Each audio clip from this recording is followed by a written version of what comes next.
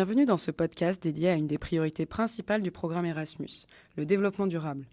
Nous allons aborder les éléments structurants de cette priorité et explorer les bonnes pratiques à identifier dans des projets. Aujourd'hui, nous accueillons Delphine et Félix du Salto Green. Alors Delphine, Félix, qu'est-ce que le Salto Green ?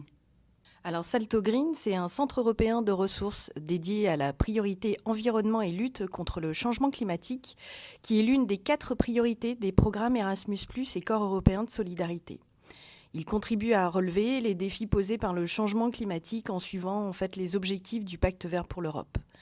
Il a démarré son activité en mars 2023. Il est composé de 4 personnes. Nos principales missions consistent à soutenir les agences nationales, les candidats, les porteurs de projets et les participants à mieux comprendre les enjeux environnementaux, la notion de durabilité, lutte contre le changement climatique, la biodiversité.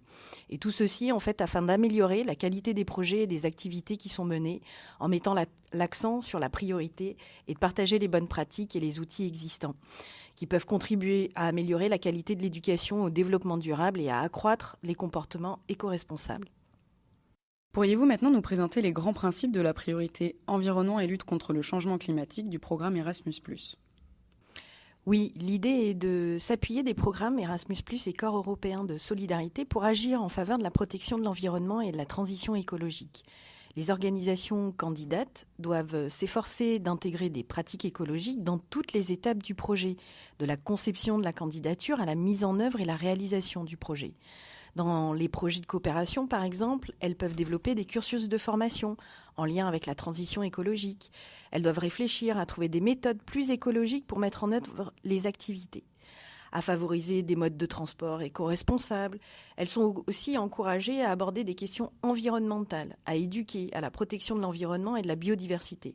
L'expérience de mobilité, doit être un plus en matière écologique. Elle doit contribuer à un enrichissement global avec une prise de conscience des enjeux environnementaux. Elles doivent également répondre à l'évolution des besoins en compétences pour aider les filières à s'adapter à la transition écologique. On parle des métiers verdissants, mais aussi d'accompagner l'émergence des métiers verts. Merci Delphine pour cette réponse. Félix, aurais-tu des exemples de bonnes pratiques à intégrer dans une candidature pour répondre à cette priorité afin d'aider les évaluateurs à les repérer ? Comme rappelé par Delphine, les bonnes pratiques se trouvent tout au long du projet. On observe des bonnes pratiques dans le choix des méthodes plus écologiques ayant un impact sur l'environnement, dans la mise en œuvre des activités, également dans l'organisation d'événements d'accueil de participants ou de dissémination proposant de la nourriture de préférence locale ou végétarienne, en utilisant des contenants recyclables ou en valorisant les déchets. La priorité se développe également au travers d'activités ayant un impact positif sur l'environnement, notamment dans la restauration de la nature et des habitats suite à des catastrophes climatiques.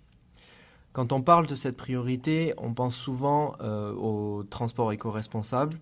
Et il faut garder en tête que des efforts doivent être faits lorsque les participants se rendent en mobilité, mais également une fois qu'ils sont sur place.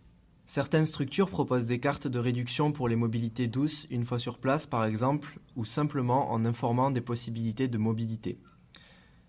La sensibilisation et la mise en place d'actions d'éducation aux enjeux de la transition environnementale est également une bonne pratique, au travers d'ateliers, par exemple, comme l'atelier d'automne, la fresque du climat, ou encore via des ateliers de sensibilisation organisés par la structure d'accueil. Dans la construction de la candidature, le choix des partenaires est également important.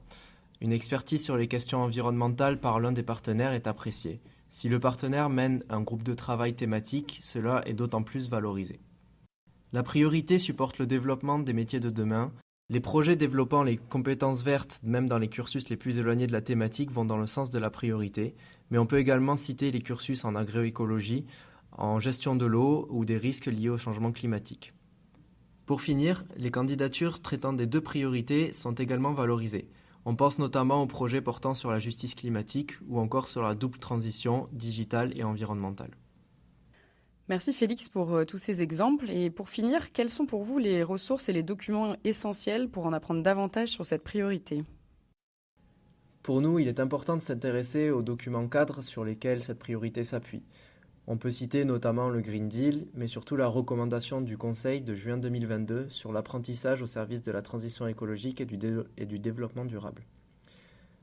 2 documents de référence directement liés aux compétences existent aussi. Ce sont le Green Comp pour les compétences vertes. C'est un référentiel qui promeut la transition écologique au travers de 4 grandes catégories de compétences. Mais également le document Skills in Transition de CDFOP portant sur les compétences attendues sur le marché du travail d'ici 2035.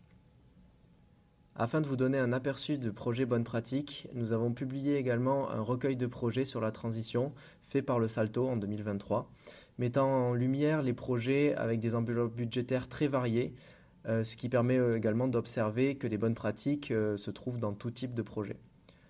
Enfin, nous vous invitons à consulter l'étude très complète réalisée par l'association Evalue sur l'approche environnementale dans les actions Erasmus+. Merci Delphine et merci Félix de nous avoir apporté des éclairages sur cette priorité. Et merci à vous de nous avoir écoutés. J'espère que ce podcast vous aidera dans vos évaluations. À très bientôt.